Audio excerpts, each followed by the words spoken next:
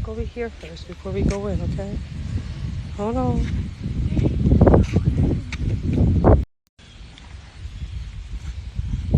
Right, we're waiting for people. Let's see. The American Indians occupied this site 1,000 years ago.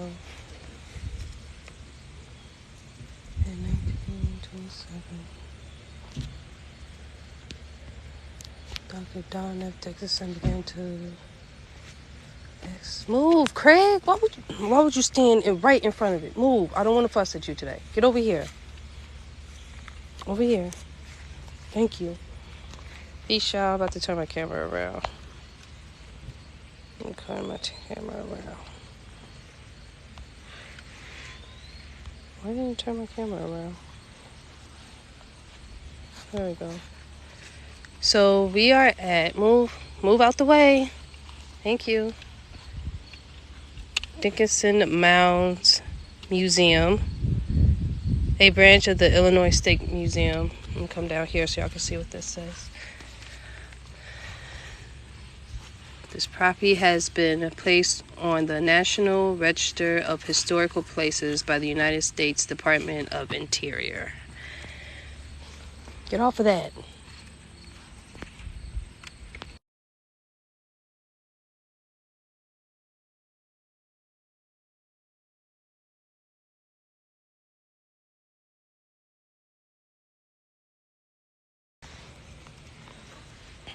All right, tap the screen, share the live so y'all can get y'all screenshots.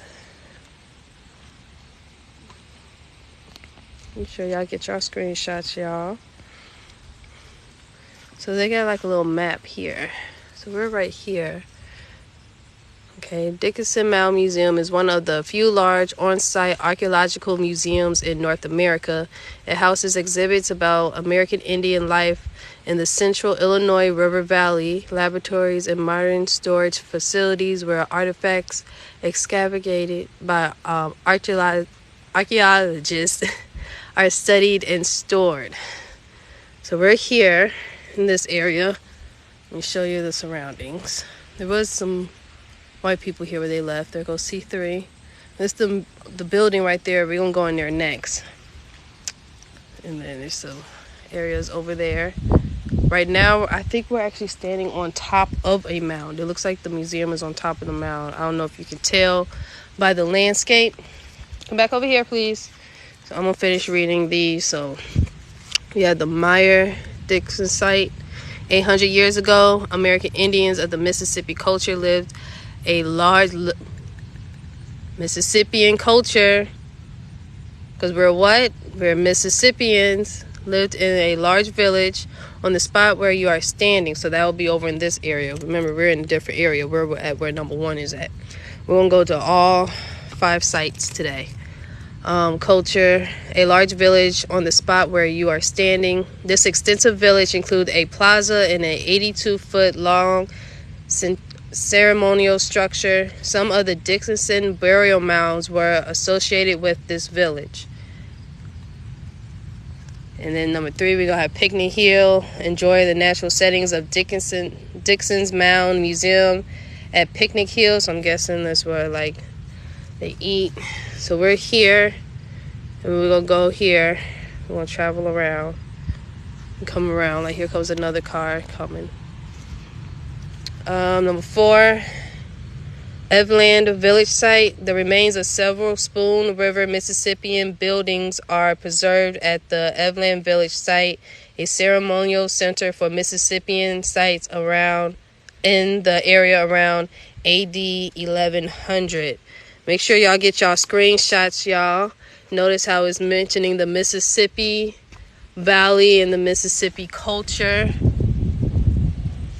I'm going to stand back so y'all can get a full screenshot of this as well. So then the last place we'll be going is the Ogden, Fetty site, the Ogden Fetty Mound Group and Village Complex created by Middle Woodland people.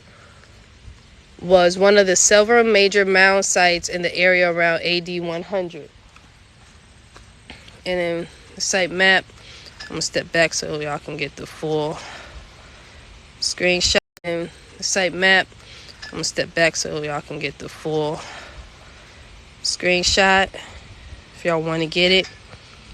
So the American, step back so y'all can get the full screenshot if y'all want to get it. So the American Indian occupied this site. Is feather in. Let me finish reading. Burial. Excavate a burial mound complex here on his family's farm, preserving the burials in place. Screenshots of this for you guys. Come on, baby. Now we're gonna go into the museum, y'all, and see. Now we're gonna go into the museum, y'all, and see what they have. Now we're gonna go into the museum, y'all, and see what they have. Yeah! Don't do too much. I'm gonna cut my camera around. I can see. I got my feathers in. I'm gonna cut my camera around. I can see. I got my feathers in too. The bald eagles, adult and juvenile. No one eating a fish. Yeah, no. Look at the feathers. Aren't they beautiful? Yeah, I wish you could take them. Look at that, y'all. Look at the feathers on these birds.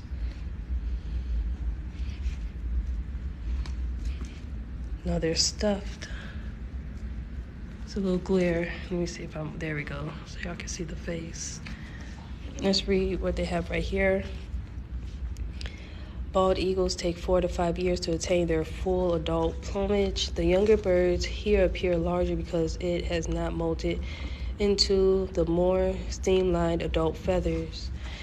In winter, eagles congregate around open water along the Mississippi and Illinois River, where their preferred prey of fish are abundant and easily caught. Illinois' Legacy Collection State Museum possessions and exhibited of these bald eagle mounts by permission of the U.S. Fish and Wildlife Service under the authority of the Eagle Exhibition,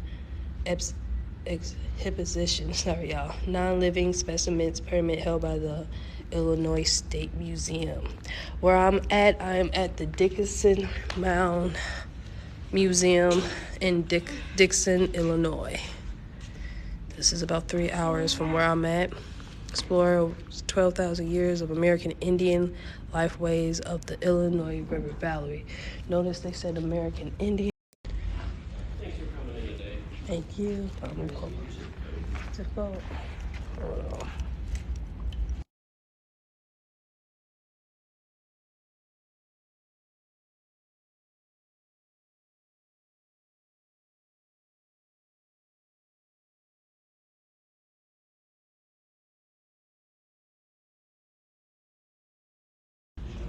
Thank you. All right, guys, we're going to start on the 3rd floor. Let's get this quote before we go up. We shall not cease from exploration, and the end of all our exploring will be to arrive where we started and know the place for the first time. T.S. Eliot, 4 quarters. Let's go. Don't touch that. Don't want to hurt your hand. All right, 3rd floor, y'all. We're on the 3rd floor. Right here. Over here, please. Over here, please. So this is the River Valley. Pictures of the River Valley. So the Illinois River Valley, lifelong of the Dickson Mounds landscape has been evolving for tens of thousands of years. Its rich natural environment, let me scoot back some so y'all can see all of it, for their acts, connections with their community, and the courage to face the unknown. Photo by Carl Kurtz. Share the live. So here goes some of the, you know what's crazy? On our way here, we drove past this river. Literally, all this, my baby was asleep in the car, but I saw all this when we was driving. So the Illinois River with dependable water, fish, mussels, turtles, and waterfowls, source of life for thousands of years.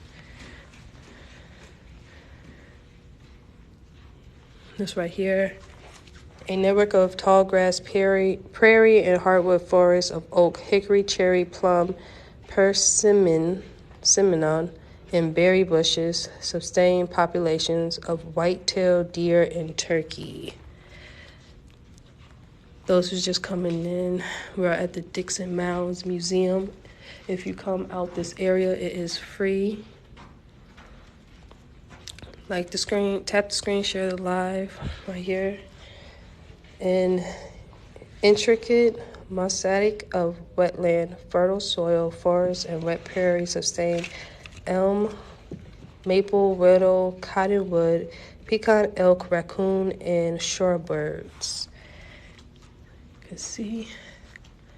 We saw this too on our way here. This is the Illinois River Valley, wetlands, expansive lakes and marsh, sources of cattails, tuber, waterfowls, fish, and muskrats.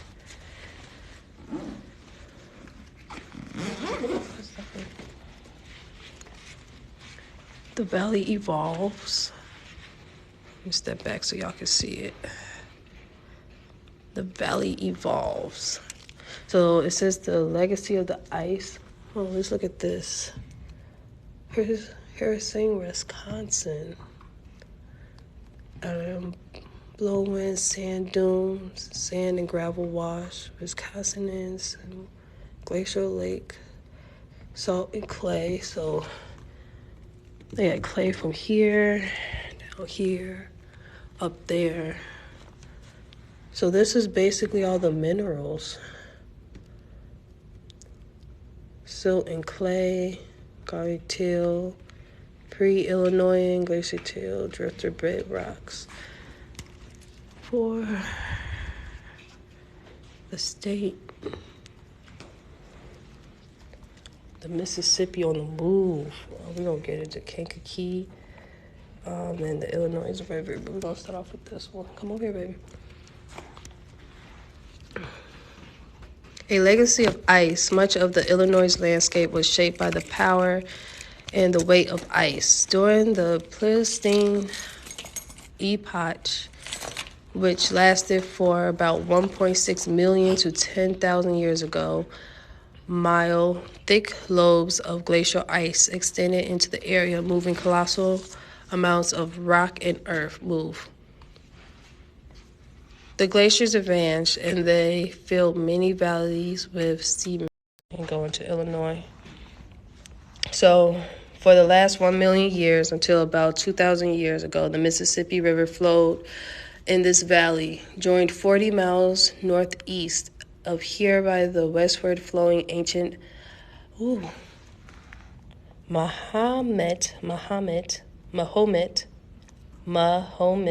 Terrace rivers. This great river cut its wide course through Illinois. The sequence of the Ice Age glaciations in Illinois blocked the channel of the ancient Mississippi from the time to time with impassable dams of ice. One such glacial advance around 20,000 years ago forced the Mississippi River into the channel it flows today. So I'm guessing that will be this picture right here because it's right next to this.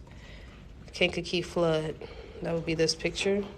About 15,500 years ago, torrential currents of a great watermelt flood 150 feet above present-day level of the Illinois River poured down into Illinois Valley. It deeply eroded the surface and built terraces of sand and gravel. The initial high water stage cut the Minto Terrace. A second lower stage cut and terrace about 20 feet below the Mintos. And the subsiding flood eroded the river channel below the Havana level. Strong westerly winds blew sand southeastward to form dunes over the Havana and Minto terraces. And then the last picture is the Illinois Valley. You guys are welcome to come up and speak.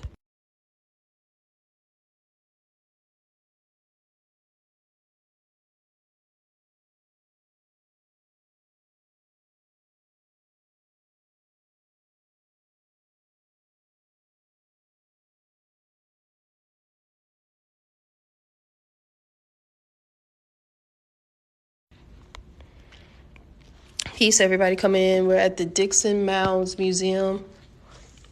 This is an American Indian site, a burial ground at that. So let's read this down here. This picture is the Illinois River. The Illinois River, many deep lakes occupied the Illinois River floodplain from the end of the Ice Age until around 85,000 years ago. 8,500 years ago. Sorry, y'all. 8,500 years ago. These deep lakes slowly filled with cement by 6,000 years ago, they were mainly productive shallow lakes in the valley. About 3,000 years ago, after the extent period of flooding, the river established its current channels. The post-glacier Illinois River is a slow stream with a gradient of only about 3 inches per mile at Havana. Since the early 20th century, locks and dams and levees have maintained the river at an artificially high level. So right here, it's showing how it's supposed to have looked long ago. So as you see, it didn't even cover the full state of Illinois. So now it's the resources, rich resources. A plentiful environment where the ice sheets retreated from Illinois, plants and animals colonized the newly exposed land by about 12,000 years ago. Humans were using the abundant available water, woodland, animal, plant, stone, and soil resource to sustain their lives. So, the interdisciplinary approach, how we know. The number of sciences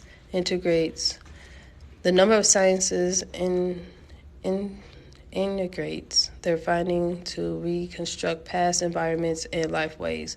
Working together, archaeologists and other anthropologists, botanists, geologists, and zoologists have documented 12,000 years of culture and environment in the central Illinois River Valley.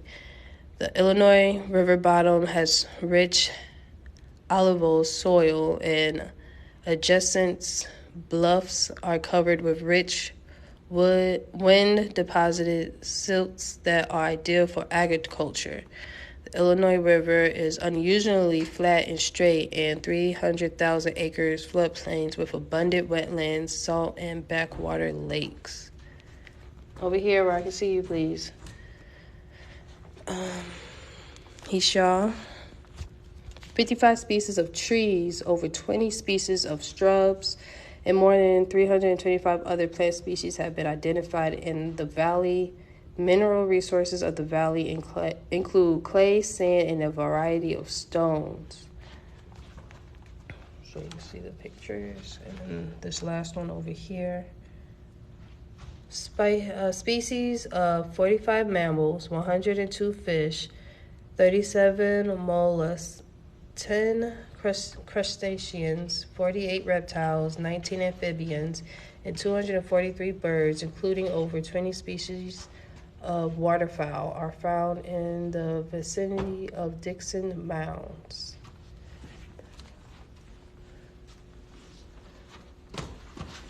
So as you see, they got the wrong people representing us, as always.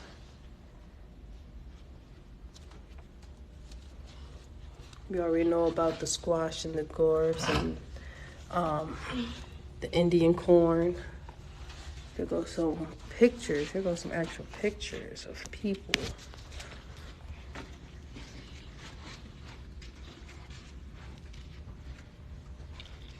Native Americans and American settlers. This person right here look like us.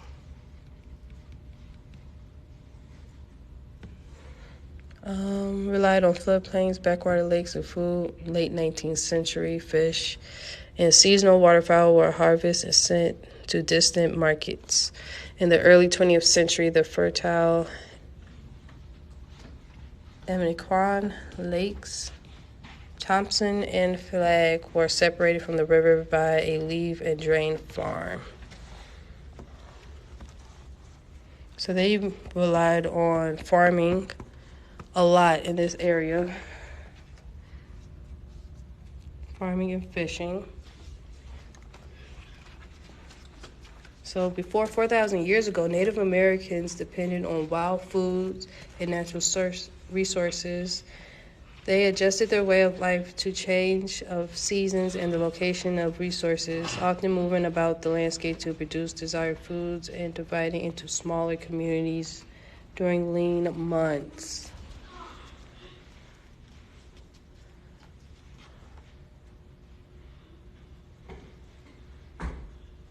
So this is a tribe.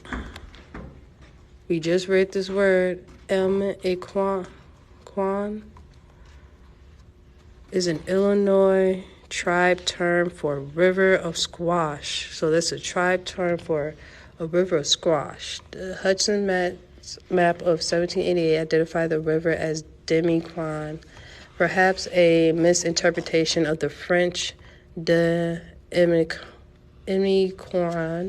or the Koran. When Potawatomi arrived, remember we were just reading about this a couple of weeks ago, arrived in the area in the late 18th century. They called the river Elm-Equan, their word for mussel or mussel shells, which were used as spoons by generations of Native Americans in the region. Today, the silver spoon river. So, can you move? You're doing too much. I don't like it. So this is some of, it's crazy because these little things, they're all over the state. They fall off the trees and we watch them fall and they spin down in a spiral. Our native animal right here. This looks like a soft-shelled turtle.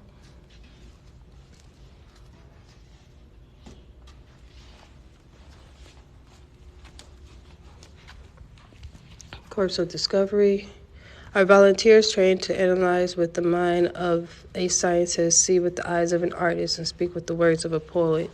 Using these skills, and other corps members tell the story of the restoration of Equine through observation and creative documentation, and they share what perspectives with others. You can find examples of the corps' work in this exhibit at experienceequine.com.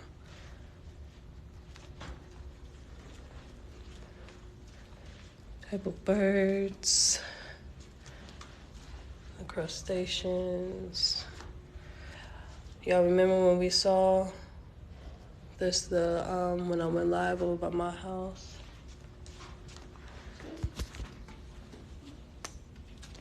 So let's go over here. What? We gotta go over here. See what's over here. Mom, look over there. There's a spider.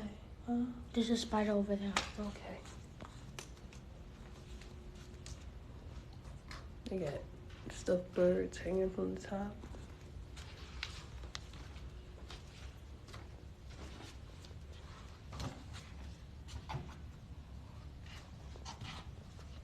So this is some of the natural birds that are found here in wildlife.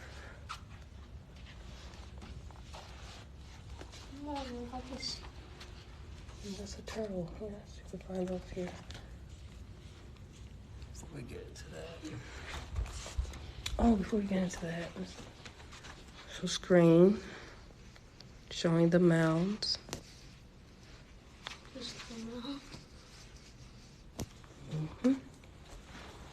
So let's read this, y'all. Visit booth Natural Conservancy, Redland and Lakeside Observation at Thomas Lake and the Emiquan and Shaquita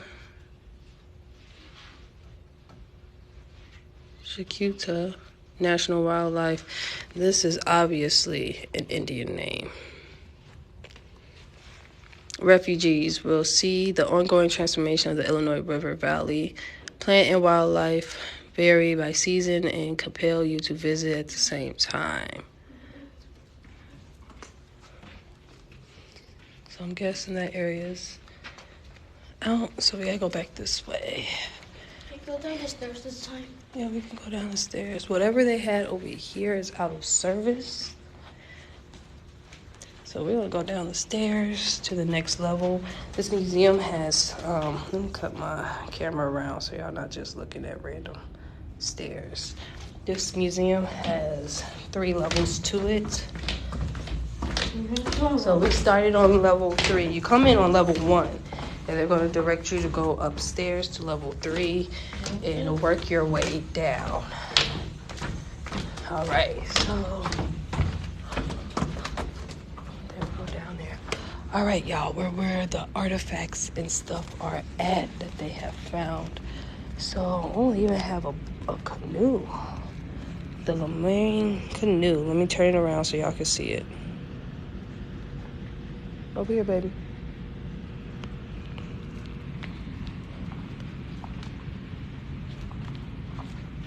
This is the canoe. I'm gonna stand on the end so y'all can see the full thing. How long it is. Very skinny. Yes, that is real wood, y'all. Had to verify it. Y'all know how we do. So the Lamar River canoe.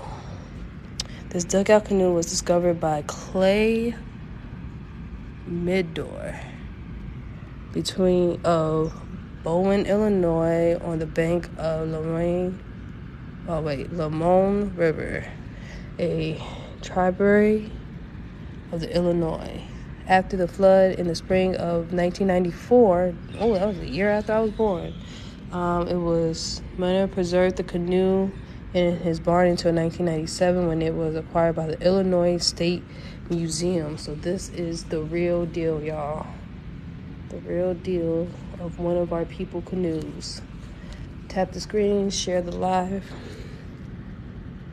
The canoe is 17 1/2 feet long, about 1 foot broken away is made from a black walnut log. 1 or more metal axes were used to form the vessel, and the floor appears to have been finished by a right-handed person using a hatchet. With this square hole, pointed ends, flat base, and vertical sides, it is different in shape and preserve examples of canoes known to be made by American Indians. They're talking about us, tribe. The canoe most likely resembles 2 cypress canoes recovered in the Mississippi that date to 1765 and 1800 respectively.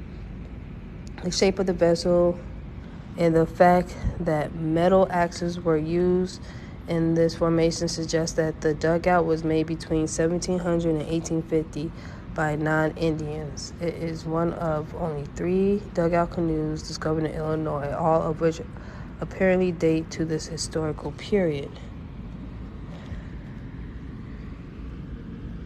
They look like an Asian, y'all. Those look like Asians. I ain't gonna lie. They got them a cat, too. The first settlers of Fulton County were John Evelyn and his family, who arrived in the Silver Spoon River in 1820 on a large dugout cottonwood, 40 feet long by 4 feet wide, propelled by sail and oars. The canoe was used for a number of years afterwards as a ferry across the Illinois at the mouth of the Spoon, and to transport goods on the Spoon, Illinois, and Sangamon rivers. And as you see here, wrong representation, as usual.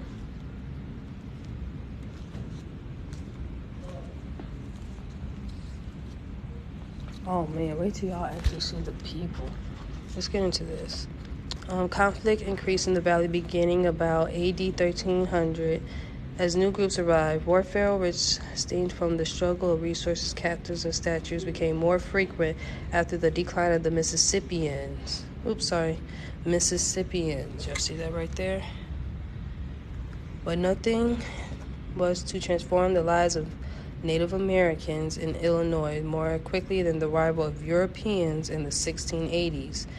The 150 years following the arrival of the French in Illinois were a volatile time of changing alliances, corporations, and conflicts as Indians became aligned with European groups, French, British, and American. What do you mean American?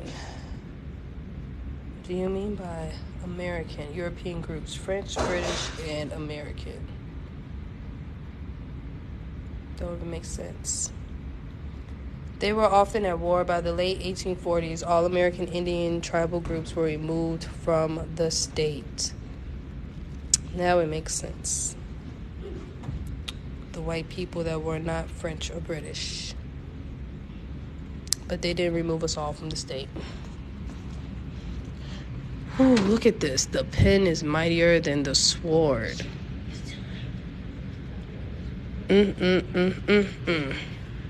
Thomas Jefferson. A portrait of William Henry Harrison, 1813. Portrait of Tenskwatawa, the Shawnee prophet. He looked like our people. I know some people of ours who look like that. Portrait of Tecumseh John Lucing. I know we all have seen this picture. A print depicting the confrontation between Tecumseh and William Henry Harrison at Venice, Indiana. So this was in Indiana. Get up. Here goes some of our artifacts, y'all. There go a deer jaw, a mussel shell, corn scraping tool, elk bone, a split deer bone.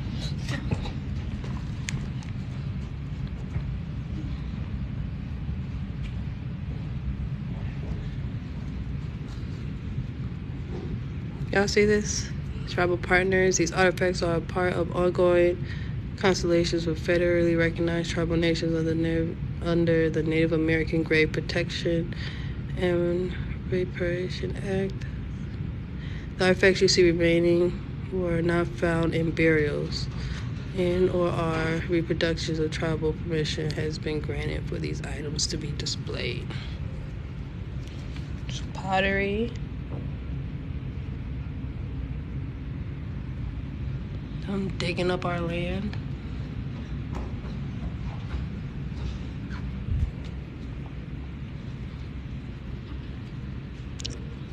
I'm not gonna read everything. I want y'all to get a screenshot so y'all can do it.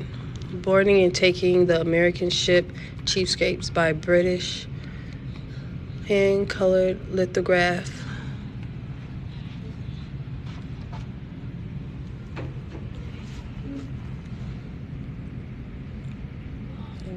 I don't even know how to say it. Nanian Edwards.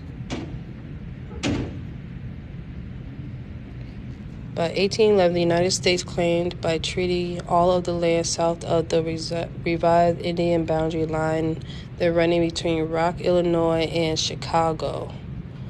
But the land north of the latitude of Edwardsville was, for all intent purposes, Indian country. The contest for the land that had long enraged the tribes and settlers were renewed yet again, and with a greater intensity by warriors stung by the defeat of Indian chief right here, Tippecanoe, foreigner farm seed, with tax lives lost, and the array of settlers was raised to a fever pitch. They demanded protection from the territorial government in the persons of the governor, Nanaland Edwards. This right here, portrait of William Clark, the American explorer, and also Indian agent and territorial governor. Try to get a screenshot of that. 1810. Explorer, soldier, and Indian agent. So here go where the Indian tribes were. Make sure y'all screenshot this so y'all can know. Sauk Indians and Fox Indians. Remember, we was talking about the Fox and Sac Indians. They was here too. We go to the Mississippi River. The Kickapoos right here. The Potawatomis, Tamanis, however you Potawatomis right here. This is the Chicagoland area, so a lot of these people over here are these Indians. They go to the Fox River, so the Fox Indians will be over here. Iroquois, Kankakee Indians, Iroquois Indians.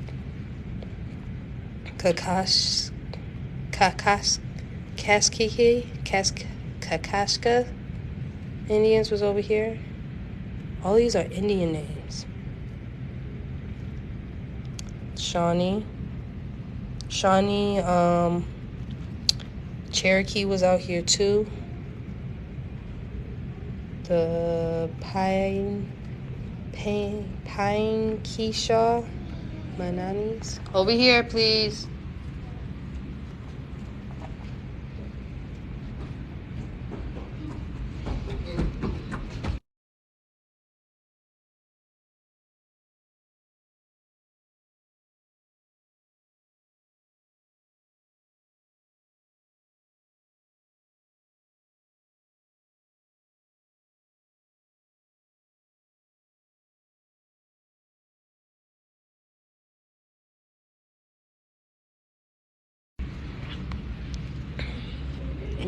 Stand right here. Right here is a portrait of Benjamin Howard, the first governor of Missouri Territory. Artist unknown. Illinois, Missouri map. Get y'all screenshots so y'all can read it. Because if I sit here and read everything, we're going to be here all day. So the fight continues to Illinois. August of 1812, a large assembly of Indians, perhaps more than 500, attacked the column of federal troops departing Fort Dearborn, located along the Chicago River. Many were killed and others detained. Black Partridge and Potawatomi leader, deeply concerned about peace, warned the camps commanded of the planned attack, and during the battle saved the life of the wife of the second in command. The so-called Fort Dearborn massacre feared throughout the frontier.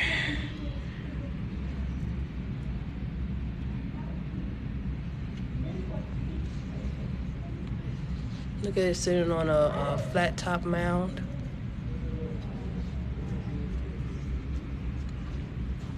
Alright, let's move over here, y'all. Over here, please. Some more artifacts.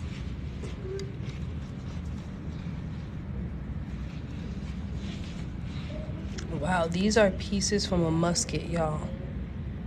These are pieces from a musket. Flintlock muskets were major trade items. That's brass right there, made out of brass. I knew that just by looking at it. Over here we have a bison bone and a bison spatula. There goes some pottery, some weaving needles, game purses, pipers, a hide scraper made from a musket barrel. So a lot of these are pieces that was traded. Some pottery. These are iron tools.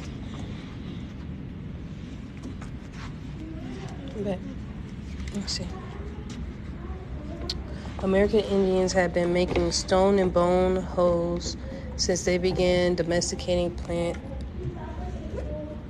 early in the gardening period. Iron tools such as hoes were commonly traded by Europeans for fur. So this is made out of iron. This is made out of stone. long thin knives as ceremonial weapons in the Mississippian period. Flip it around. See. Tomahawk pipes introduced by Europeans around the 1700s served as ceremonial smoking pipes.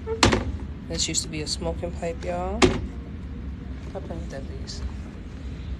Bones and shells with beaded ornaments.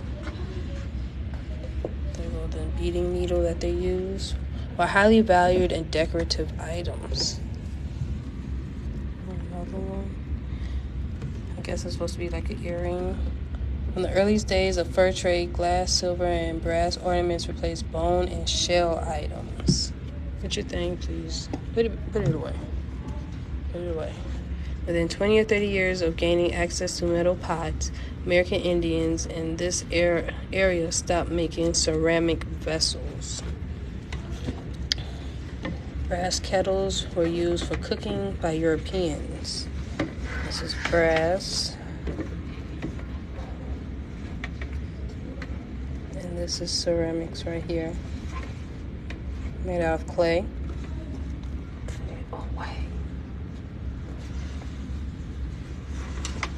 Excuse me. Again, misrepresentation.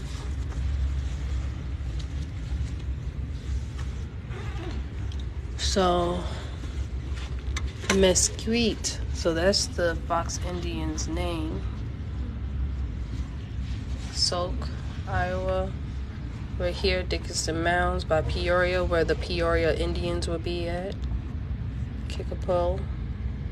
Cahokia Mounds. We're literally an hour away from the Cahokia Mounds. Kaskaskia, Delaware, Plain-Cashaw, Miami. I didn't know we had a Miami out here. But this is in Indiana. This area right here is Indiana. But the Potawatomis, they reached from Illinois to Indiana, a little bit into Ohio, up in this area. Chicago will be right in this area. The Potawatomi Indians were in Chicago. That's supposed to be Chief Black Hawk right there. I'm about to flip it to the beginning though. I'm gonna try to take some screenshots.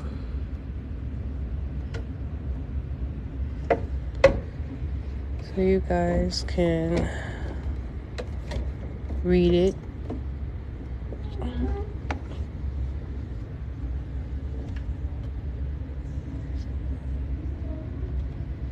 The appearance of the Illinois Indians. Let's read this. American Indians did not commonly draw portraits of themselves. Whoa.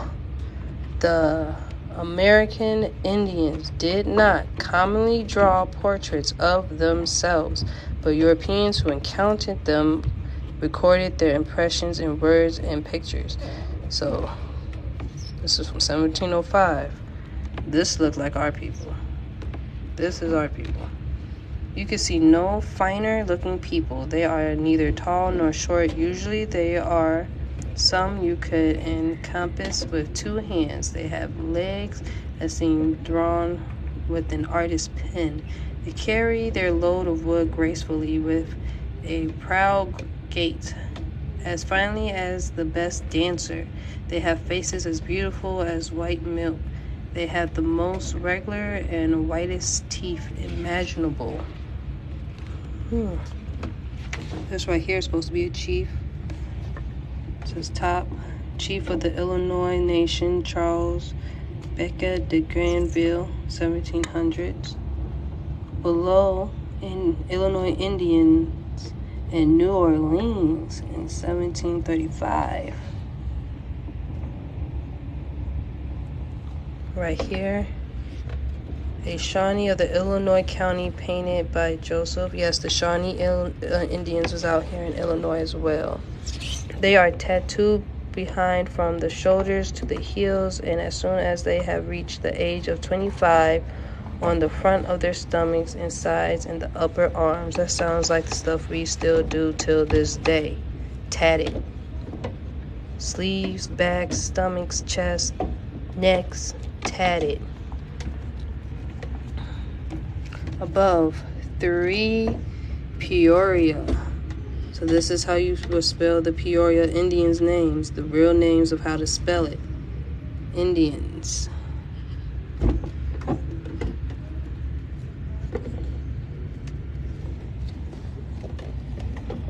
Right here is Kimora. So if your name is Kimora, you have an Indian name.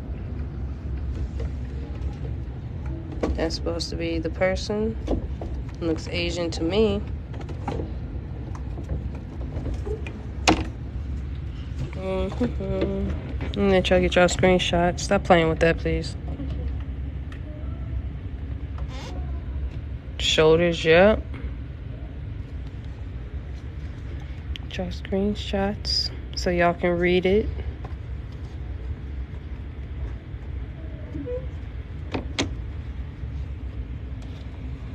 This right here is about the wildlife and nature and plants, yes. Can I go to the area that has the telescope? It's over there. Okay, we're gonna go that way next, right after this, okay? Okay. Almost done right here. No, you know damn well that's not no Indian. Rachel female flying pigeon, daughter and wife of Iowa Chief Charles Kingbird, 1824. We know damn well this is a white person who married into the tribe and took on the identity. That's how we got where we are now.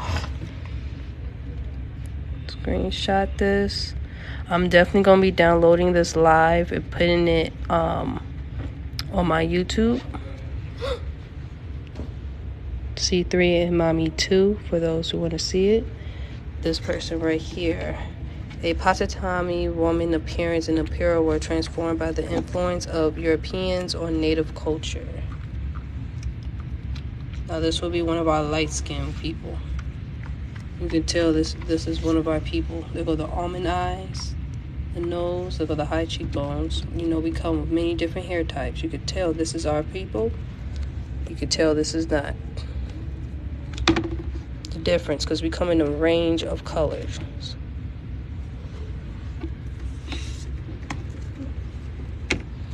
So I showed y'all this a little bit. Chief Blackhawk. You could tell this is Chief Blackhawk, our people. He just chose to be bald, obviously. High cheekbones, almond eyes. And we have plenty of people with noses like this. The Indians leave the Midwest. Let's read this part before we move on. Let me step back so y'all can get y'all screenshot.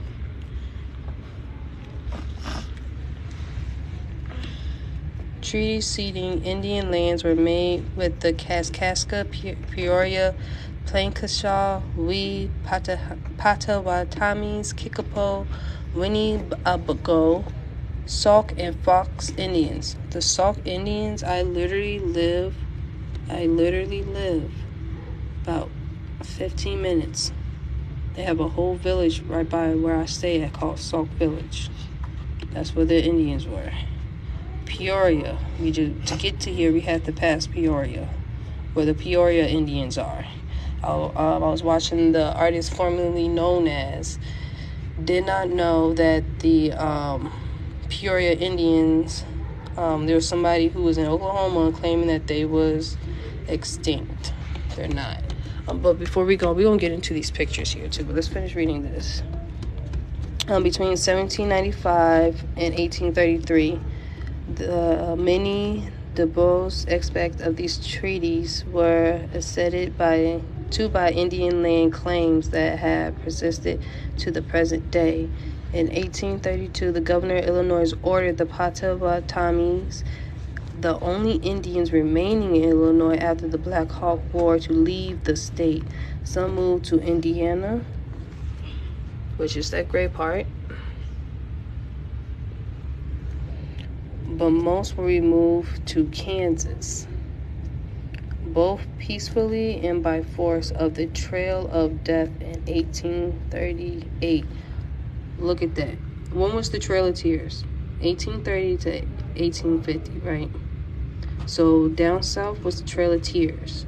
Up north we had the Trail of Death during the same time. Remember how we tell y'all that we was warring and we had a lot of battles going on around the same period?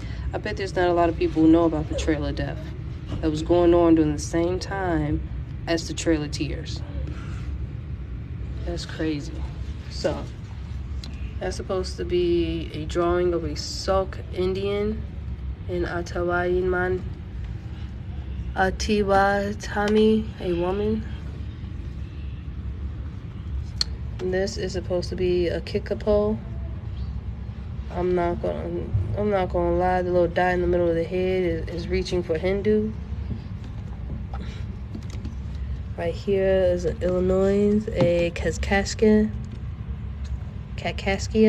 man. Right here is a Delaware Indian. You can definitely tell this is one of our people. So some of these renditions, they do have right, and what I'm seeing, some of them do not, or some of them are mixed. Here goes Shawnee Indian.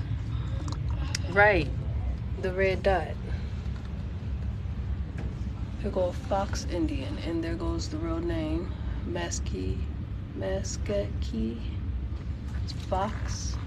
He fired a medicine man, so he was a medicine man. Notice how half of his body is brown, and they used the red clay on the other half of his body. This is definitely one of our people. Winnie Bull, you could tell that he's probably mixed. Apatatawami and a Miami.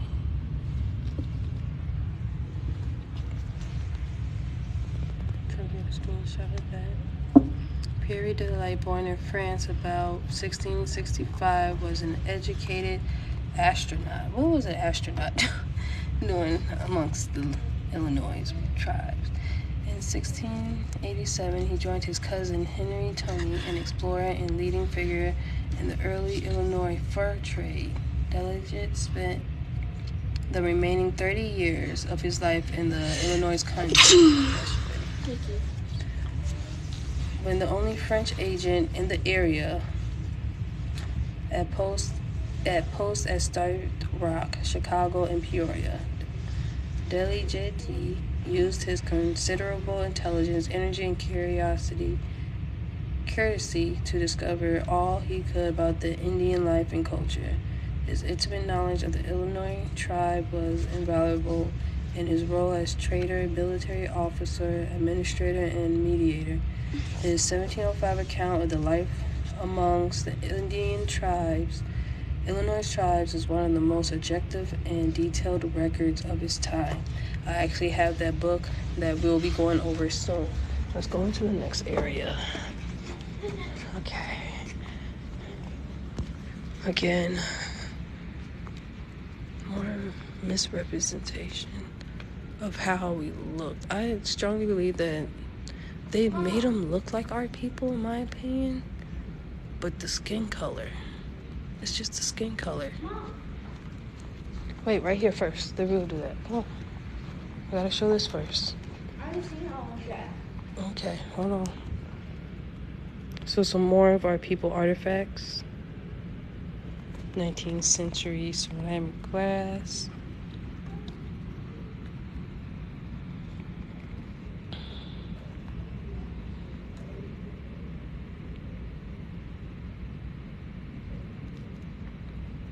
So you guys can get screenshots and read it. Because I'm telling you, if we read this, we ain't going to get to everything that's in here. So I'm going to be reading certain things. Oh, they got a whole timeline up here. I guess I started from the end. Oh, well, we just moved backwards. You know what? No, we're going to come over here. Ooh, we're going to start off with the arrowheads. So the Paleo Indians.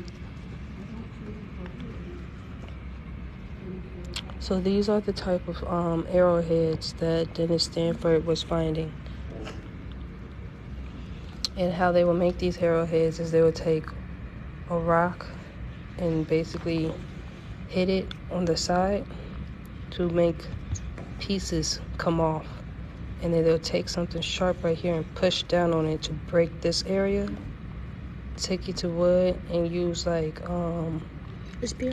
some Spear? type of no, like string or grass string that they make, you know, and use it to tie it around the stick to make their arrows. And as you can see, like this one has jagged teeth, so they would just make jagged teeth in, so you can see the different type of arrowheads.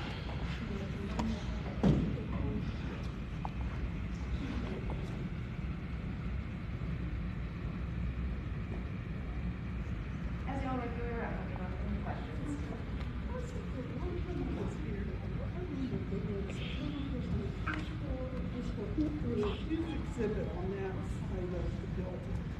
Is that gone now? What so, It an was, axe. So you see this cut right here? What they do is take the wood and they will make it thick enough for this to slide into the wood, and then they will use their string to tighten the wood around the stone so it won't come off. These are axes. These two, full glove axe or 3/4 axe. This one fell. So they have, look how sharp that arrowhead is.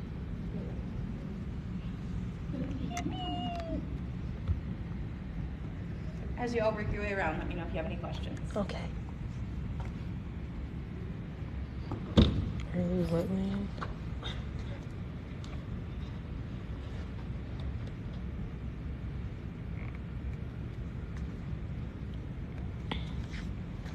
Look, these are knives, flake knives.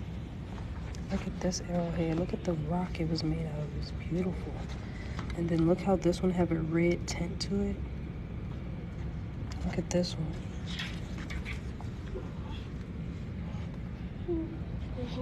I'm surprised the Native Americans not up in here. Look at that one.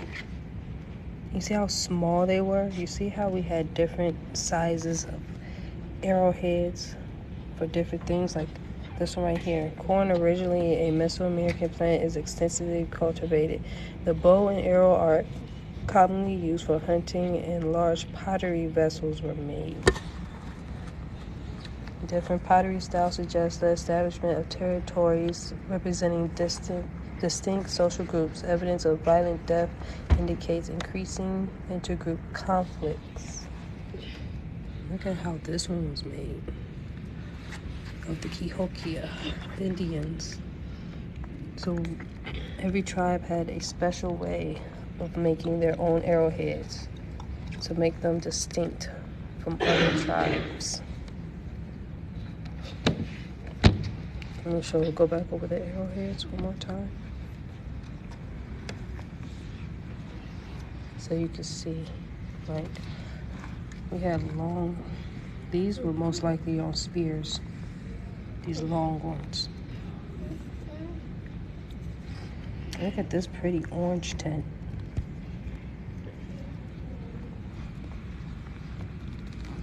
This one's like a tricolor. Look how pretty the rock is. This one, ain't gonna lie, that tip, that look like blood stain. So each Indian tribe had a unique way of making their arrowheads. You see how they're all different?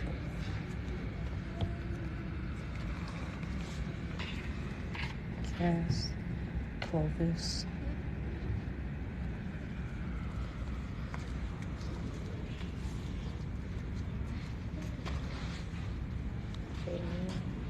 Some drawings of a different type of pottery. Like this one looks like it's that one. This one. Excuse me. This one. It's that one.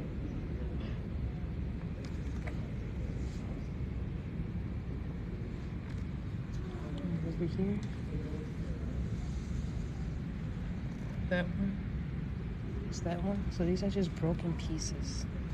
Mississippian.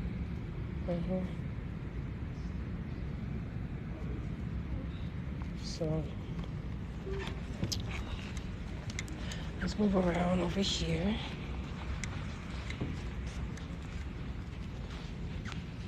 Hunting, gathering. So we had mammoths over here. Again, wrong representation.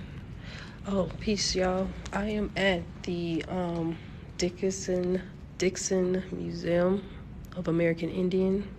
So this is all of our artifact stuff. But as y'all know, they're gonna put the wrong people to it. Giant prey such as the mastodon, now extinct, were hunted by the first people of Illinois, the ancestor of the elephant.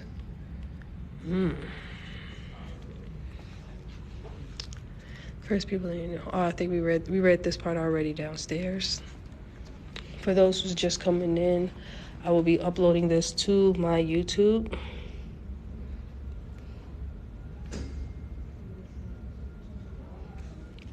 Again, I'm not going to be reading everything because you guys can get screenshots, or you can go back on my YouTube and pause and read it. Because if I do, we will be here all day. 111, y'all.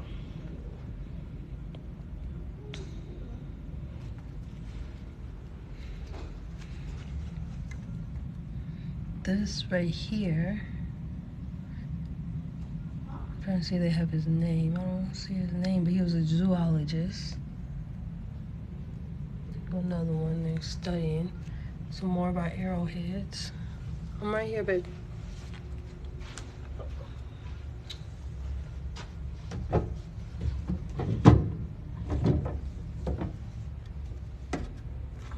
You don't need to pull on everything.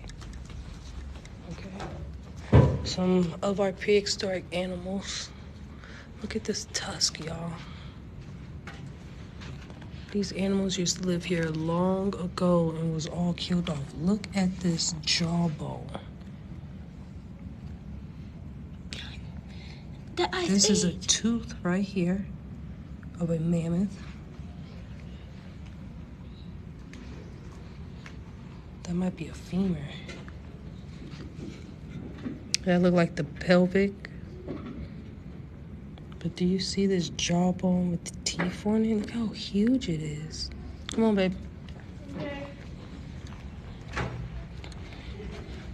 This was a dog. This is a skeleton of a dog. This dog found at the kosher site is evidence that a special relationship existed between humans and dogs over 8,000 years ago in the North American Midwest.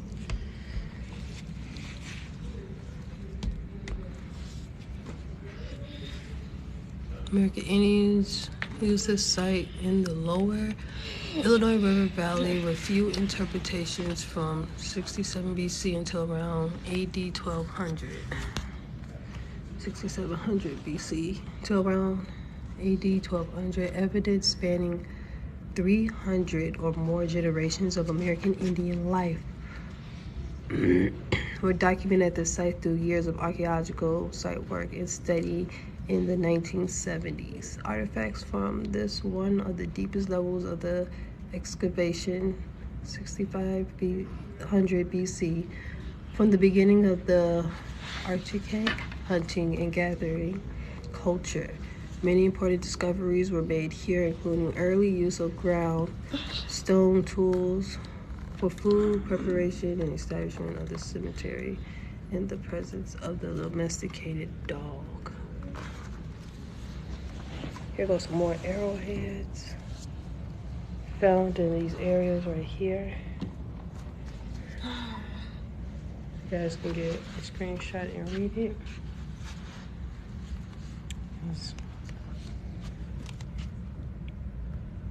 Some more axes that our people made.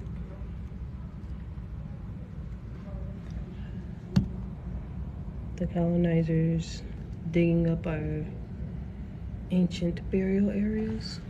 Okay, so adapting to new environments. During the period following the Ice Age, the climate in the valley changed from cool to moist to warm to dry, eventually becoming more like of that today. The effects of the environmental changes on plants and animals, including shifts in dispersion, changes in abundance, and sometimes extinction. The changes in climate in plants and animals affect human life as well. Over many generations, humans adapted to the shifts of the natural environment by changing their culture, their hunting and gathering strategies, foods, tools, society, settlements, and rituals. So, come on, baby. I showed that already. Oh, there was something right behind me, right here. C3. C3. Over here. Thank you. So forests and plains and lakes. Some of our native animals. Indians cracked hickory nuts using pitted stones. That is a gray tail squirrel, a raccoon, and a white-tailed deer. Yeah, my hand was covering this right here where it says gray-tailed squirrel. I knew this just by looking at it because I took zoology when I was in college. So some animals I can identify without even having to read it. Some of our natural plants, you will see these flowers all over the place. I actually saw them on the way here. Starting about 8,500 years ago, tall grass prairie began to expand across central Illinois. Man, the white lady talking in the background too loud. Let's see. A dramatic sequence of environmental changes began 10,000 years ago as the climate warmed when cool ice age woodlands gave way to moist, delicious forests and deciduous forests, and then to a mosaic of drier forests and tall grass prairies. People adapted to the change by adjusting their hunting and gathering strategies. They lived in camps along the river valley, on ridges adjacent to backwater lakes, and scattered on the terrace and uplands, remains of grinding and nutting stones, axes and adzes, and pieces of chipped stone are evidence of the food processing, woodworking, and tool making that were the typical activities. Shaw, who's just now coming in. We are at the Dickson Indian Mound Museum. Okay, I'm gonna do that one right after this. So gardens. I'm not reading everything. I'm letting you guys get screenshots. I will be uploading this to by YouTube. Some more. This is a hawk right here. So raven, hawks, ducks, beavers, and otters, animals that fly through the air or dive beneath the water, were common images. All right.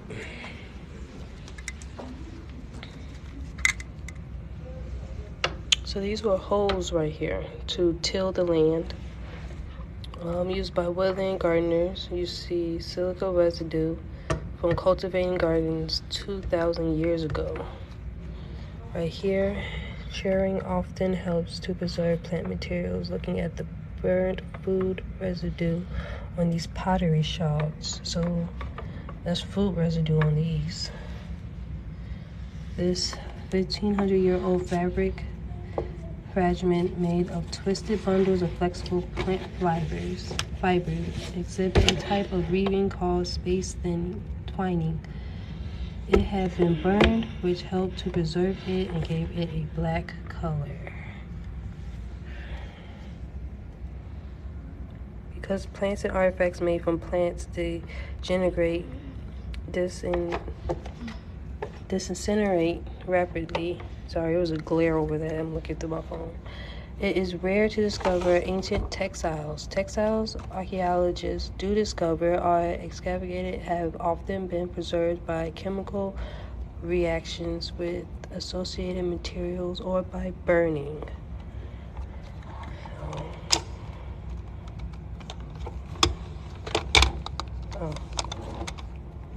So microphone.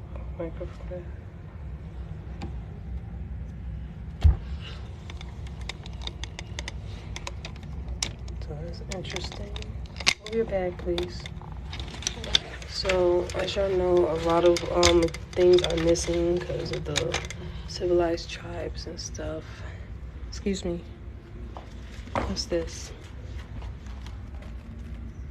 Oh, that's cool. So, right here, we're looking in the telescope. What you see, excuse me, sir. Why you move it? Is sunflower pollen. There you go.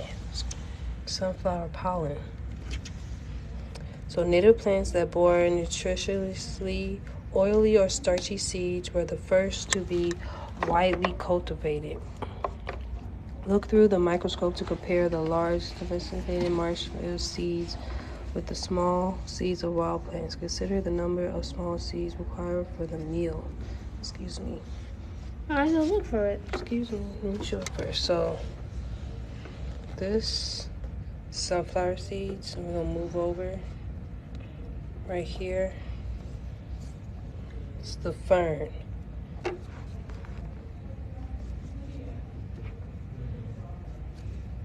There we go. Stop. The fern spare.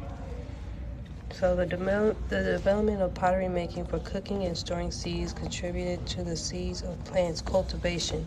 Pottery is made of clay mixed with temperature to ensure when drying of the container before firing. The type and size of temper change throughout time. Look through the microscope to see advances of pottery. So.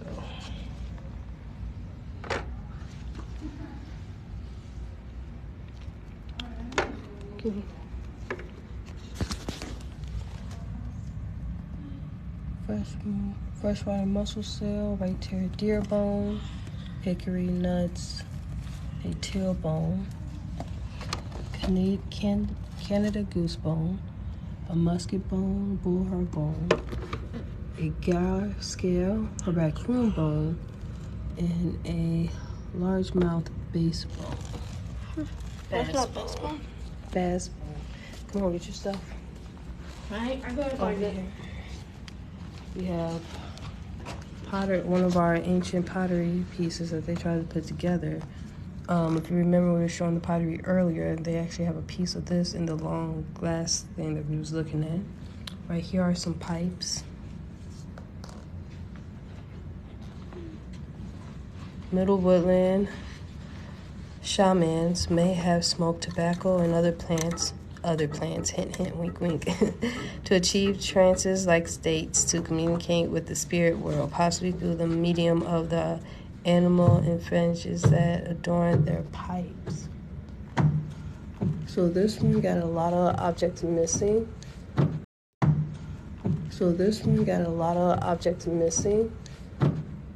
Because of federally government tribes taking them. So this is clear. Can you stop? Okay.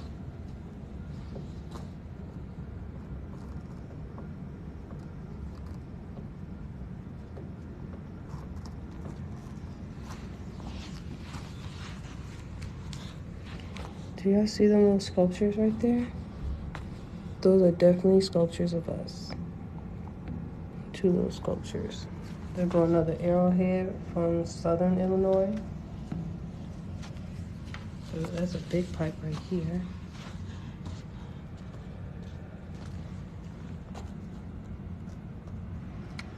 This is in the Hopewell regions.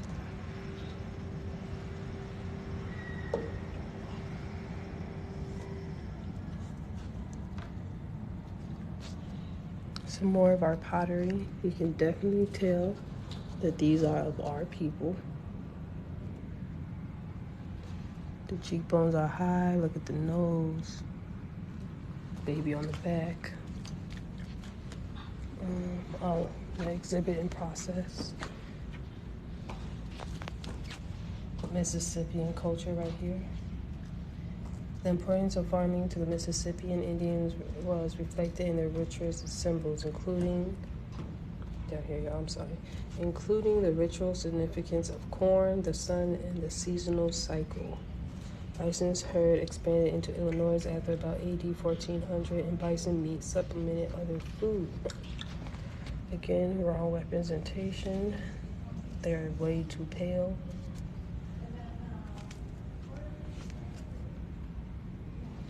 I think I made something look like this. So you guys get your screenshots and read it. And we're gonna move to the other side. Come on, baby. I know you fucking lying.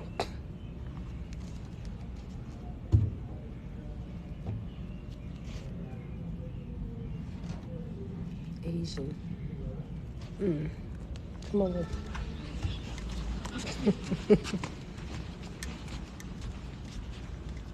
Some more of our pottery artifacts. Look at this cast right here.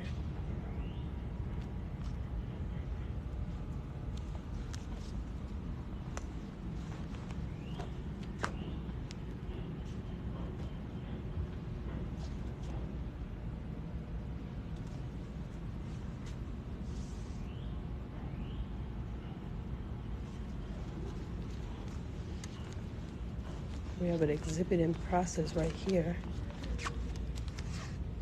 Animal figurines. So our artifacts of us depicting the animals. Some more Mississippian culture artifacts. Peace, Black First. We learning about the Indians out here.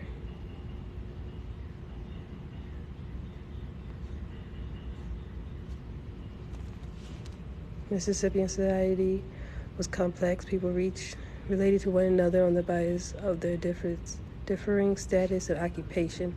Mississippian culture throughout the Southeast was made up into different regional environments, all shared and assembled of symbols that suggested a shared political and religious belief system. Can you put your stuff away in your bag? Put them away. I don't want to hear that you left anything here. Put it away.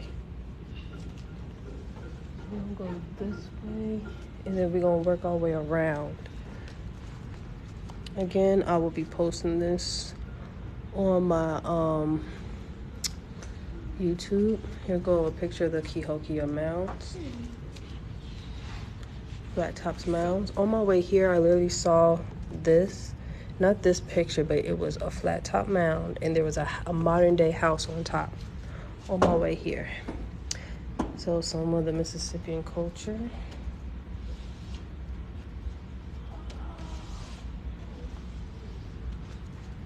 A rendition of our forest. Of how it would be like running through the forest. Oh my God, we're hiding from the enemy. Reflection of the trees. We gonna come back to this. There's some more stuff on this side that I want to show you guys. Look at this Mississippian culture art from the Mississippi Empire. What does it remind you of? It reminds you of the Aztec and Mayan Empire, don't it?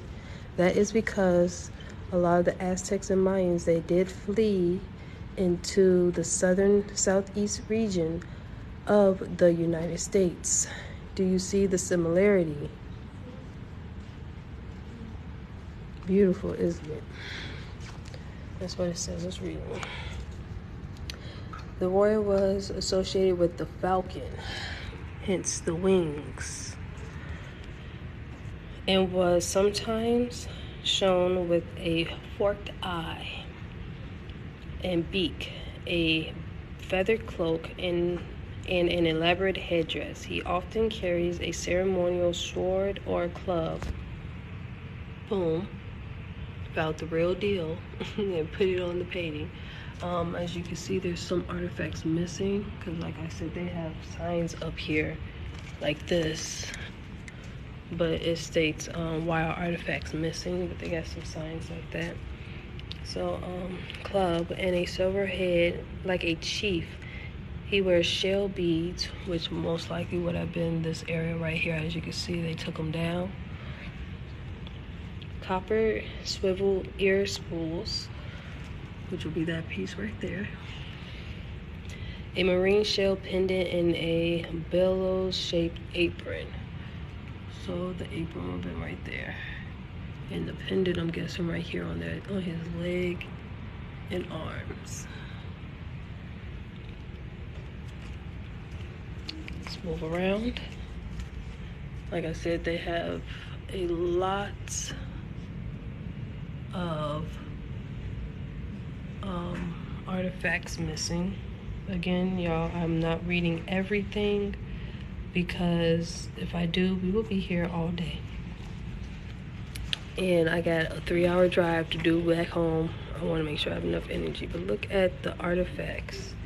This is definitely our people. Let me come down so we can get on the angle. Look at that nose, y'all. If you don't see yourself looking at this, or someone that you know, I don't know what to tell you. Now, we gotta go on the other side. We'll go. And don't this look like that picture? Because it is. So here's the real deal, y'all. You telling me that ain't a black man, quote unquote? Cast of stone pipe, spiral site, Oklahoma University Museum and University of Arkansas. So they're saying that this was a pipe. Excuse me. Let's get the back end of it. There go the back of it. Let's get the other side. Over here, please. C3, over here. Mississippi settlement. I'll come in on this so you guys can read it. After AD 1000, the influence of the Cahokia Mississippian culture from the south of late woodland groups along the Illinois River encouraged the development of large, stable populations and complex society. The earliest Mississippian settlements were small and widely scattered. Within a century, Mississippian settlements became concentrated along a 100-mile stretch of the Illinois River, where the wide valley and adjacent uplands provided a wealth of aquatic resources, rich soils for growing crops and forests, and grassland foods and raw materials. As population increased, the society became more complex. Large footed towns evolved, each central to a number of village homesteads, camps, and work areas. The central town here was the Larson site. So this is the Illinois River. So as you can see, this is Mound Temple Centers. So where you see the squares are Mound Temples. Remember, the Mississippi Empire stretched all across the east coast of the Americas, down into the Caribbean, down into South America, and even up into Canada. And a lot of tribes that was on the verge of becoming extinct assimilated into the Mississippi Empire.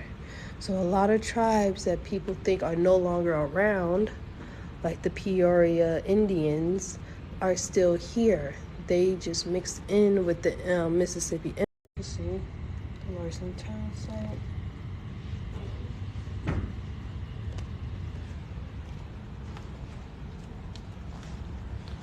One of our giant trees that was cut down, probably took a slab of it.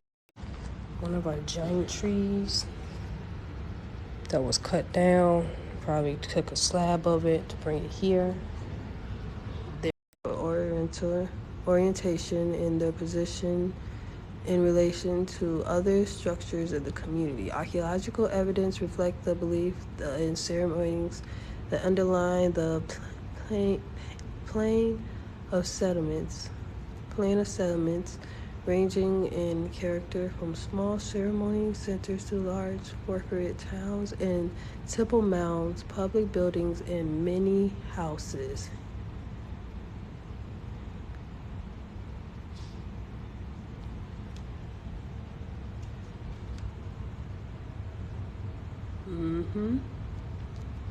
Dickson Mound, a large burial mound complex. For 200 years, Mississippi inhabitants of the area buried their dead in ceremony today called Dickson Mounds.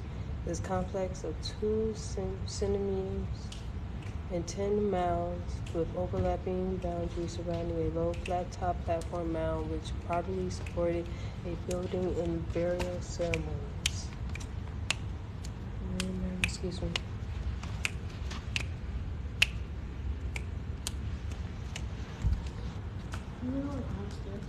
No, because we didn't go to the other side. Just wait. Some more Mississippian culture renditions. Warfare. The arrow. Remember, they would tie the feathers. Remember how I mentioned the string? How they would tie it? This is a very famous rendition of our people that go around. Mainly when you see this picture, the copper will be, copper tone skin will be kind of bleached out. Can't tell me it don't look like our people. These are the warriors. There's like a warrior taking a hostage of somebody or doing some work.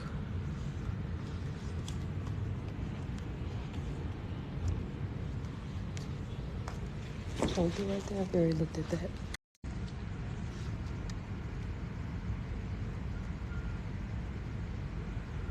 This is definitely a good rendition of our people. I know someone who looks like him in real life.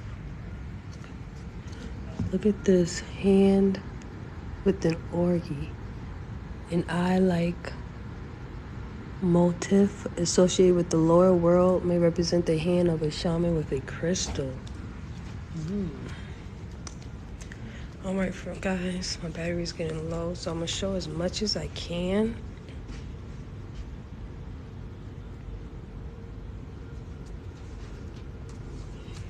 These are pipes. Oh, this one is spinning. See, the back of the head is broken off.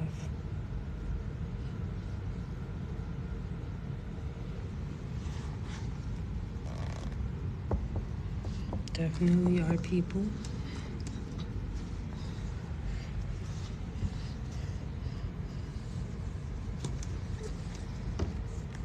So we're seeing the head of a female and the body of a snake. That might be this one up here. Excuse me. Our people. Look at that nose. Yes, we are at the Dickson Museum. At this museum, they do have a lot of artifacts that were taken down. At this museum, they do have a lot of artifacts that were taken down. They say because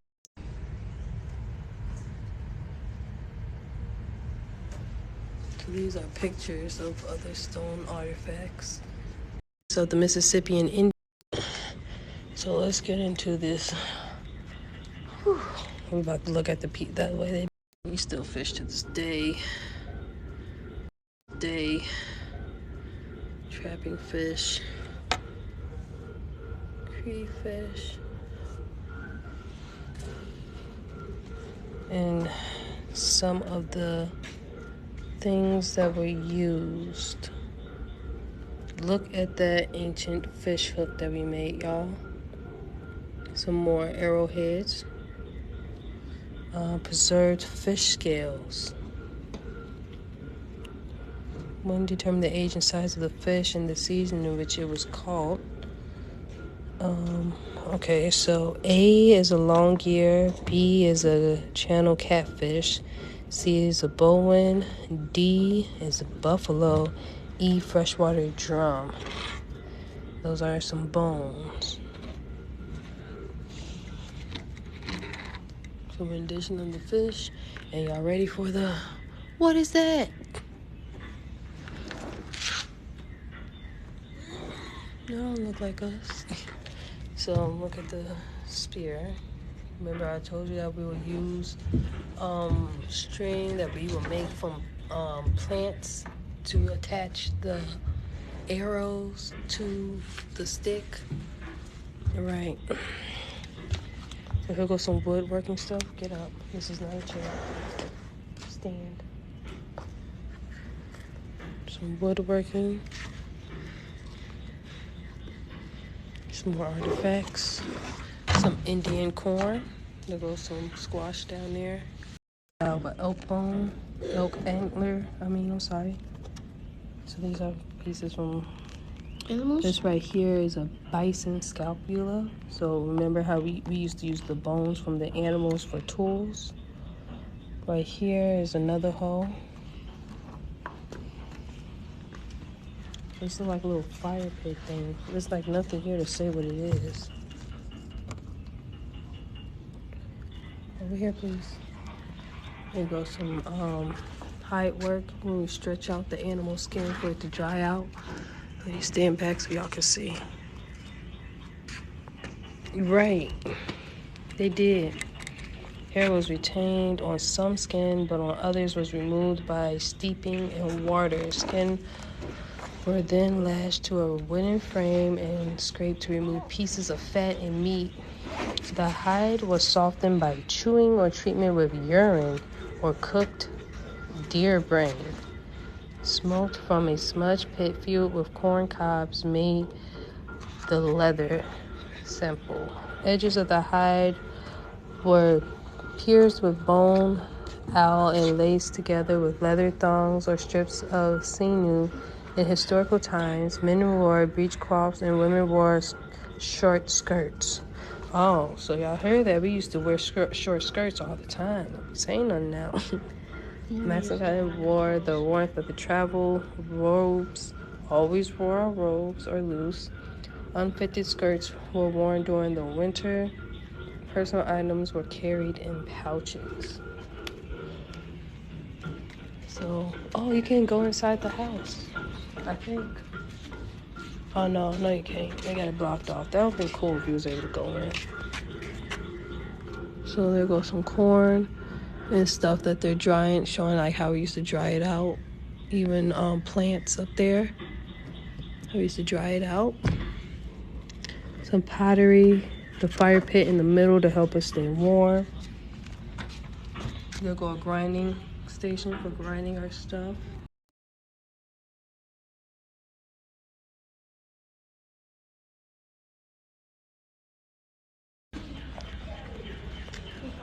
There go some shells, because that's kind of why I always collected shells as a child. I have a whole bucket of seashells in my mama's house.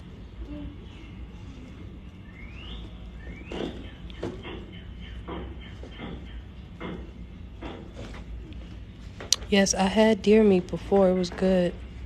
So I will be uploading this to my YouTube so you guys can like pause and read as well. I've showed artifacts. Here go fur and feathers. Some knitted stuff, things that we did. This is beautiful. A coiled wrap stitch. And here it talks about the material for weaving. Let's see. Okay, I'm gonna do it like this so that glares out of the camera. Look at this. So this was once gonna be a blanket.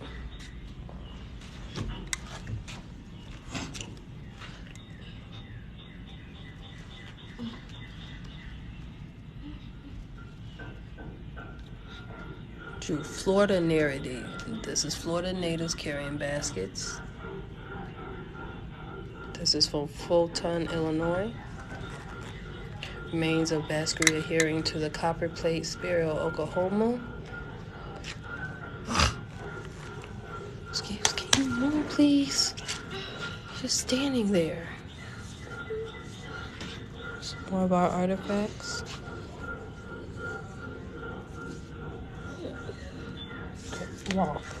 Walk, please.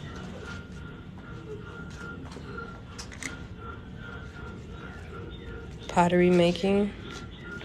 Let me see how I can get it where the glare is not from the lights in there. All right, you know what? I'm gonna just read this part because the glare of the lights. In this region, women gathered clay for pottery and added burned or crushed mussel shells to help reduce crackling during drying, and firing. A ball of... Alright, so we're going down. So, again, guys, we're going to be seeing a lot of missing objects. They have posters stating why they have it. So, we're going to go down. Oh, wait, let's see what's over here before we go down. That looks like it's just office area. This way. Bathroom. That just looked like it's just the office area. But let's look at this painting right here. Beautiful, isn't it? On our road trip here, it was a 3-hour drive. Beautiful, isn't it? On our road trip here, it was a 3-hour drive. It was a 3-hour drive here. We saw beautiful scenery like this. So now I'm gonna flip my camera around because we're gonna walk downstairs, and I don't want y'all to just be looking at the stairs. Come on, baby. No, we're not taking that. We're walking downstairs. Come on. Because when you go to museums, you should walk down the stairs because you don't know if they will have anything hanging on the walls. So far from what I've seen, this museum do not. So now we're on the final part of the tour, and I'm gonna flip the camera back around and show some of the native animals that are here. All the Arabs, I am not accepting any guest requests to do battles, so please do not.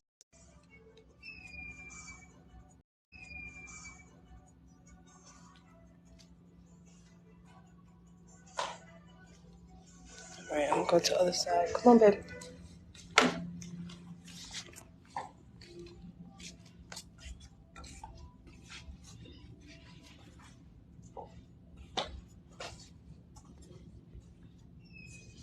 Those are some beautiful feathers.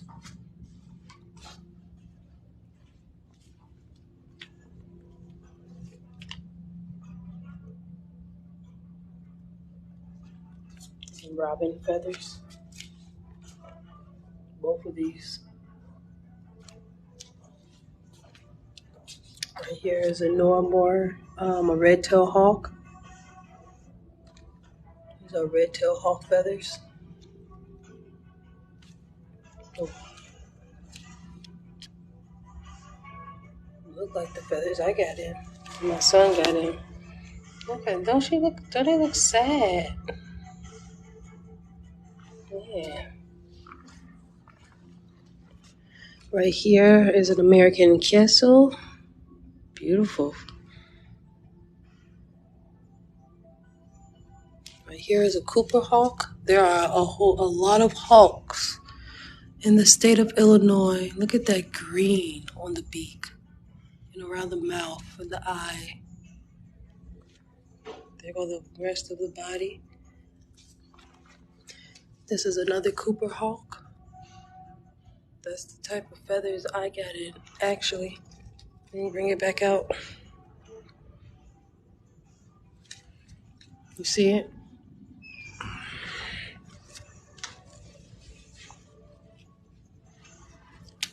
Go over here. This is a great horned owl. Peace, Fiji. Right here, excuse me, the northern cardinal. These are the native birds. Right here is a crow. Yes. And right here is a ring-billed gull. Beautiful. Looks like you'll find this in the Arctic. And over here is another Cooper hawk. Its feet. Now look at this green right in his beak in this one. I'm like, what you looking at? All right, y'all. We are back at the beginning where we started.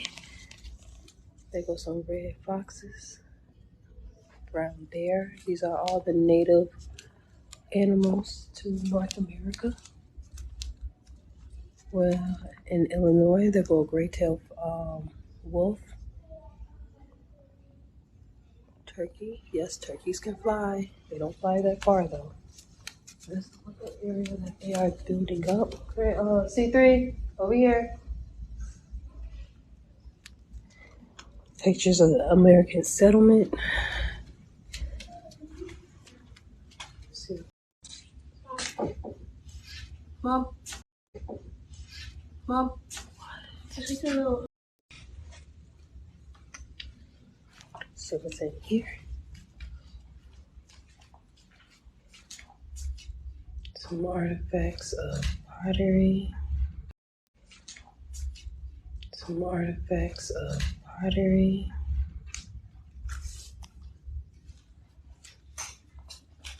Now, how they got the color, these are the location that I am in, but I will be putting all of this on my YouTube. Some glassware, the colonizers, the settlers, and back. So far, and we're gonna go live again to show what's outside. Wrong area. Gotta walk all the way around here. I almost walked into a closet. This looked like it was a cafeteria area at one point. We are literally at the bottom.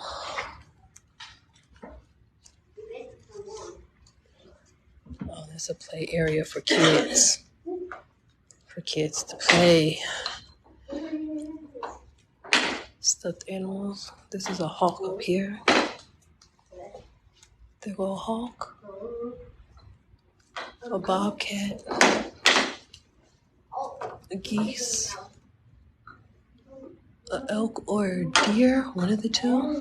Most likely an elk. Yeah. This is most likely an elk. Because right there go a deer. A turkey. There's some tribal wear stuff. You see the fringes right there? Look at the mini dream catcher. Arrow and bells.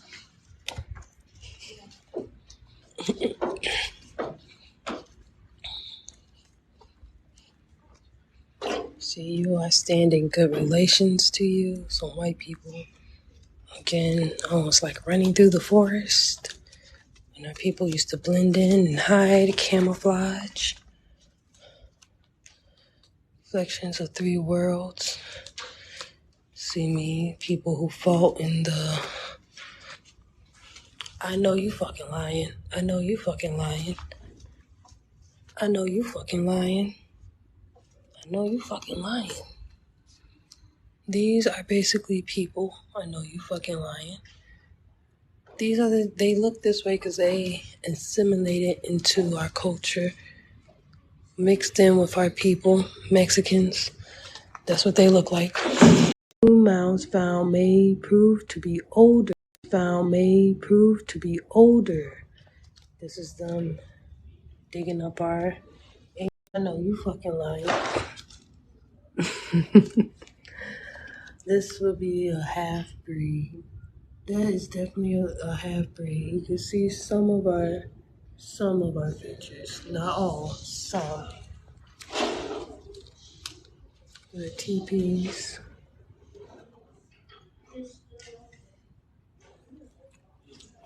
All right, y'all.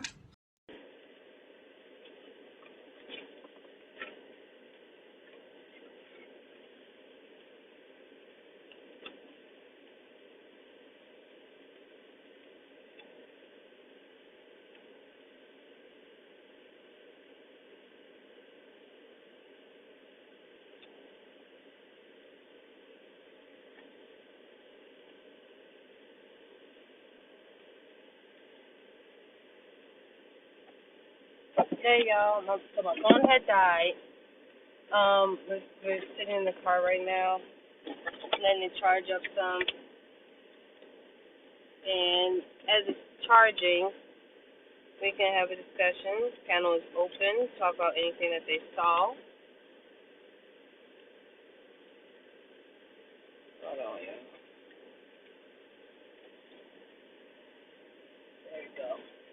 My phone's charging right now. Can you feel the air, baby? Is there a vent back? No. There's no vent? Okay. What do you have in the back? Just Sit down some more. Okay, just give it some time. Make sure all the vents open up there. okay. Peace, y'all. So, anybody want to come up, they can. Right now, I'm sitting in my car, letting my phone charge up a little bit. And I will be uploading this onto my YouTube. And you guys can come onto my YouTube, and you guys can come up, talk about what you saw, what you liked. Say in this museum there was a lot of facts. The only thing that was the hijack was when they had the sculptures of how the Indians looked then. I'm doing this for because they didn't look like us. Me and my son, we were the only real Indians up in there. As we were walking through, they kept trying to ask us if we would know. One of the ladies that worked there, I noticed she was staying close by us, but was trying to be like in an area where she don't see us and whatnot, but I could hear her, like she was sitting and whatnot. And she was literally listening to when I was speaking to y'all, talking about the Mississippi culture and the Mississippi Valley. I'm pretty sure she learned something. There was a white guy there when I had mentioned when we saw the last thing of the arrowheads in the stand at the case, how when I mentioned that the Indians, people that they call black or African American, are actually the American Indians, he looked at me and he felt uncomfortable and like walked off, like he knows the truth. There are a lot of white people out here in the world that do know that we are actually Indians. They just choose to call us black or African American because that's what a lot of us are calling us. And then there are some who generally believe that we are African or come from Africa. So I'm sitting out here. I'm gonna wait till like my phone get around 10-15%, and then before me and my son go and get something to eat. I'm gonna walk around and show y'all like the buildings that's out here. You can tell that they're abandoned. The museum is literally on a mound. The parking lot is on a mound. You can tell this is a mound. There's a sign over in the corner too. You'll go over there and see what it is. The mound was huge and long, and it was two of them directly next to each other. This was the first one right here, where you can see that it's two mounds. The mounds were huge. There's a lot of mounds throughout the state of Illinois. Where I am currently at, sit back, leave myself alone, please. Where I'm currently at in Dickson, Illinois, is literally an hour away from the Cahokia Mound. So the next time I do another trip to show mounds or go to a museum like this, it's most likely going to be either the Cahokia Mound or the Indian Marsh Mound. That's like 30 minutes away from where I live. So this museum, if people ever come out to Dickson, Illinois, is literally like in the country area of Illinois. The museum is free to get in, and now we're gonna travel around in the area to show what's out here. So I'm gonna wait till my phone get a little bit more charged. If anybody would like to come up, you are welcome to come up, and we can talk. But I wanted to show these two mounds too on the way here. Now I don't know the names of them.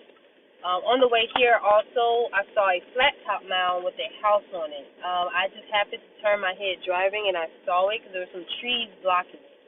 If them trees wasn't there blocking it, I definitely would. I took a picture of it to show you the flat top mound that's out here in the state of Illinois. A lot of farmhouses are on it.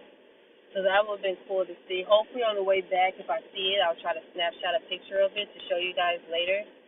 But that just shows, like, these, as you can see, there's farmhouses by these two big mounds as well. I think I had got a picture with the farmhouse. There go one. see a little small little farmhouse in the back. There it is, farmhouse right in front. Another one. Another one. Though all those pictures are of the same mound. No, sit right here. Cool off. Okay? Ain't nothing to do out there. Okay? Literally, there's nothing to do outside here but to walk around and see what they got. I'm going to sit back. You know, I'm going to move to the other side real quick where this of the parking lot where this sign is at, and I'm gonna show I wanna see what this sign says. Very interesting. Oh, it looks like there's a whole trail. This is a whole trail, y'all. So yeah, we're gonna charge the celly up, and we're gonna go down here and see it. My car yelling at me, y'all. So I ain't got the seatbelt on. There we go. So my car just stopped yelling at me. There's a little trail here. It looks like a little creek. And I'm just looking right now. Let me put my camera around on me. Yeah. There's a little creek over here, a little trail. So we're gonna let my phone. We're gonna let my phone charge up so we can see this. There's like a little barn here. It used to be painted red, but they painted over it white. You can see the paint chipping off of it. So try to get my phone to charge up just a little bit more. I want to get to like 10 or 15%, but honestly, I might just get out right now at the percent that is at to show you guys at least this area.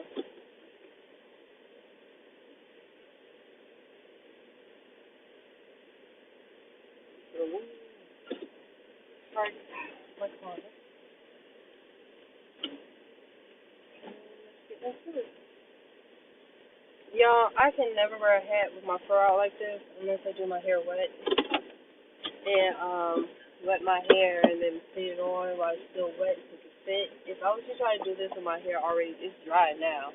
But if I was to do it like with my hair already dry, the hat would not stay on my head. Y'all know how much hair I get. I got a lot of it, so we're gonna make this quick before I got a lot of it, so we're gonna make this quick before my phone dies again. So you guys can see I got a lot of it, so we're gonna make this quick before my phone dies again.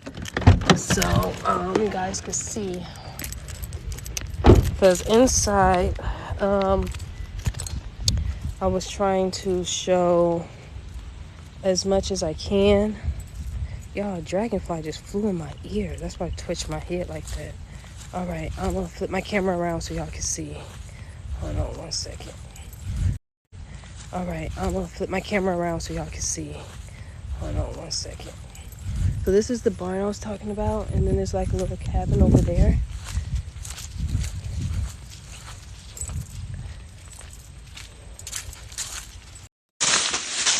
On a mound because it goes down.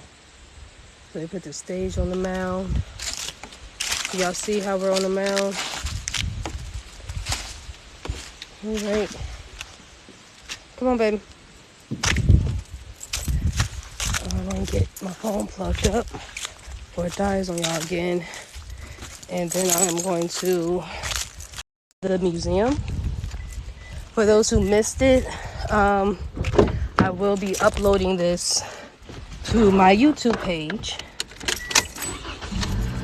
I'll be uploading this live to my YouTube page. C3 and Mommy 2.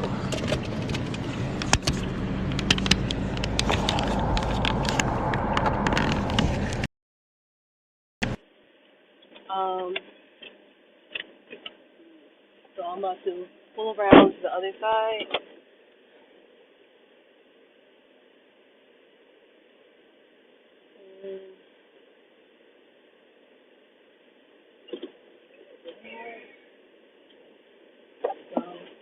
safety first. Let me put on the background so TikTok don't try to take me down. Safety first. Let me put on the background so TikTok don't try to take me down.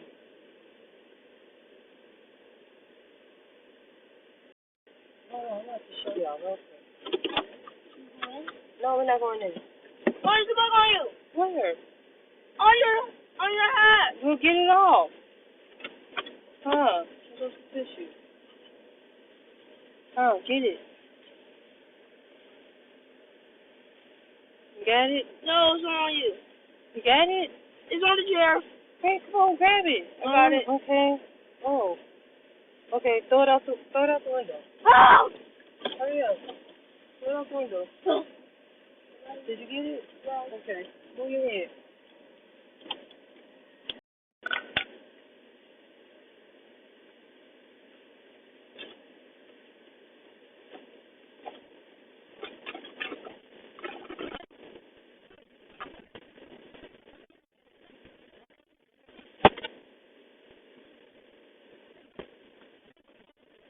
Hello?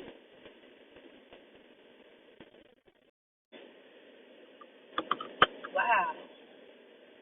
I just turned my head and saw it. All right. Voila.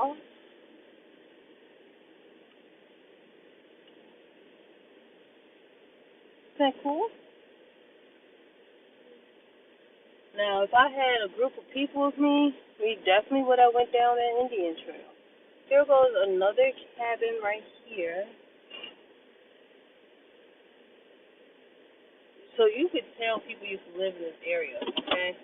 I'm gonna get out in a second, but I'm gonna talk before I get out.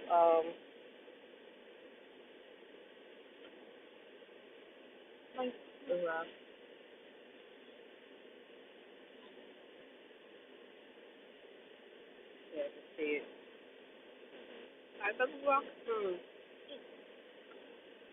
Second. I'm gonna show this cabin right here real quick. We are literally on top of a mound right now. We just came from that area. We just on the other side of the parking lot. There goes the other cabin. So, and this is locked up too.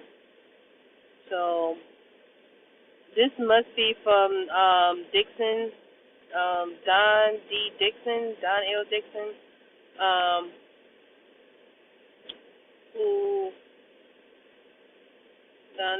Oops, I didn't mean to put that up there. Sorry. This must have been, because remember, this was his land, and he sold it to the state of Illinois, and they turned it into a museum.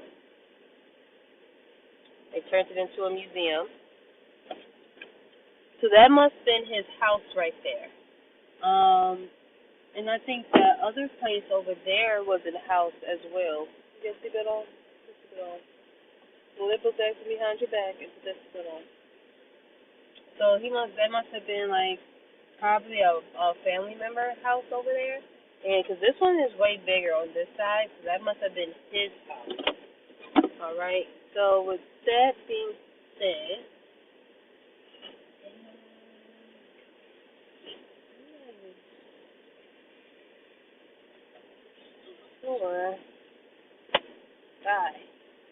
I don't know what that was. But we're going down the mound right now, and it's like a bunch of little mounds. As you see that corner right there, you can see part of the mound. So they destroyed this mound. Remember, they said it was comprised of like 6 mounds. So they did that. To put this museum here, like they did with a lot of other things. But I believe, because this government was our government first, that they have put, a lot of our people did put a lot of our important buildings on top of mounds. I believe that as well. So we're going to drive around and go to the other side.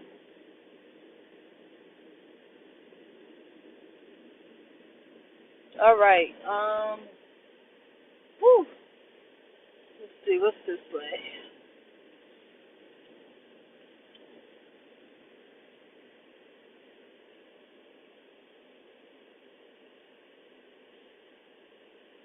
Okay, so we can go that way and that way. Let's go this way first.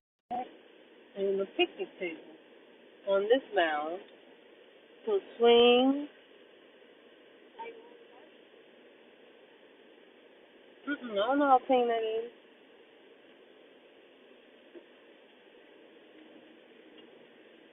Now these are these are old school swings too. You know the wooden ones with the bars.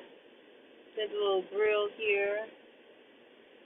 Hold on, I'm just pulling my car around, and I'm gonna cut my camera back on to show you how we're on a mound again, where the park is at. Okay. You can get out and look if you want. You can get out and look. No.